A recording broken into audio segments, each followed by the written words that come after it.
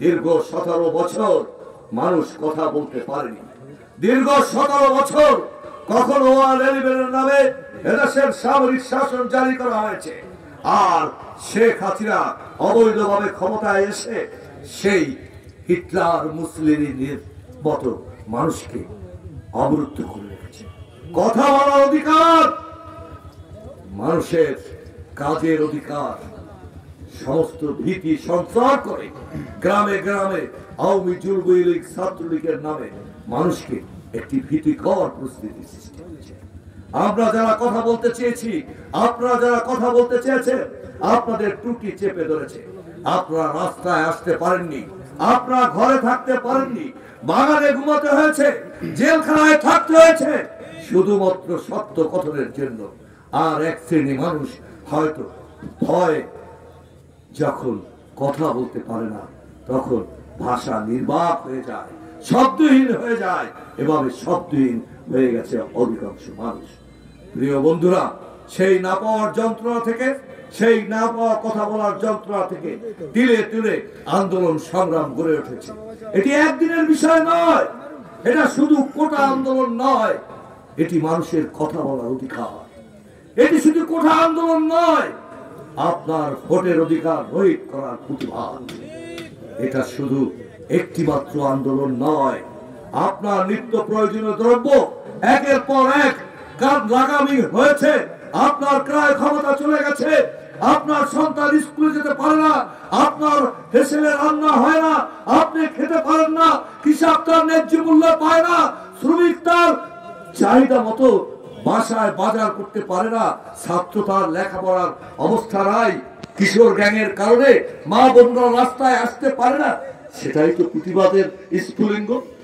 ধীরে ধীরে মানুষ প্রতিবাদী হয়ে উঠেছে, ধীরে ধীরে মানুষ প্রতিবাদী হয়ে ওঠে। এক পর্যায়ে সারা বাংলাদেশ থেকে প্রতিবাদ আর প্রতিবাদের জায়গা খুঁজে পেয়েছে ছাত্র জনতার আন্দোলনকে কেন্দ্র করে। মানুষকে পাখির মতো গুলি করে হত্যা করা হয়েছে। মানুষকে যখন পাখির মতো গুলি করে হত্যা করা হয়, তখন মা তার সমস্ত আবেগ উচ্ছ্বাস দিয়ে ওই সন্তানের পাশে দাঁড়িয়েছে। হাজার হাজার গার্মেন্টস শ্রমিক, লক্ষ লক্ষ মানুষ ছাত্র জনতার পাশে দাঁড়িয়েছে। এটি ৭১-এর মতো, ৭১-এর মহান মুক্তিযুদ্ধ, শহীদ রাষ্ট্রপতি জিয়াউর রহমানের আহ্বানের কারণে সেই মুক্তিযুদ্ধ শুরু হয়েছে।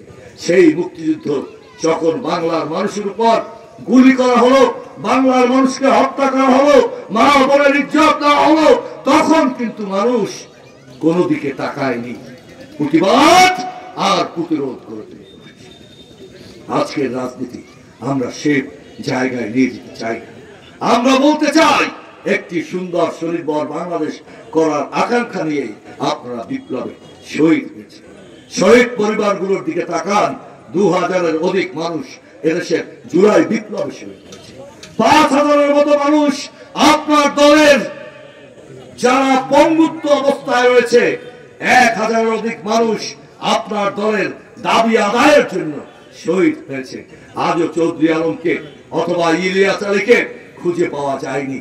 আপনার দলের বহু নেতা, আপনি যেমন জেল খেটেছেন, আমরা যেমন জেল খেটে রেহাই পেয়েছি, আপনার দলের বহু লোক এখনো কিন্তু গুম অবস্থায় রয়েছে। প্রিয় বন্ধুগণ, আমাদের রাজনীতি চেয়ার পরিবর্তনের রাজনীতি নয়।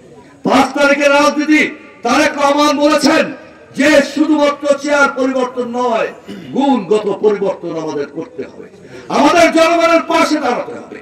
আমাদের একটি কথা স্পষ্ট, কোন বিভাজন আমাদের মধ্যে নেই।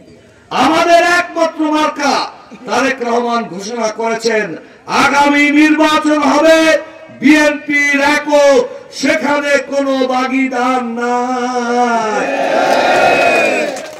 আপনারা ধানের শীষের প্রার্থী পাবেন। কাকে পাবেন? যিনি আপনাদের মধ্যে যোগ্য, যিনি আপনাদের লড়াই সংগ্রামে ছিলেন, যিনি আপনাদের ভালোবাসা অর্জন করতে পেরেছেন, সমস্ত কিছু প্রস্তুত হয়েছেন, আমাদেরকে কাজ করার কথা বলা হয়েছে। প্রিয় বন্ধুগণ, সেই গুণগত পরিবর্তনের মধ্যে ৩১ দফায় আমাদের উল্লেখ করা হয়েছে, আর কোন বিভাজন নয়, আর কোন প্রতিরোধ নয়,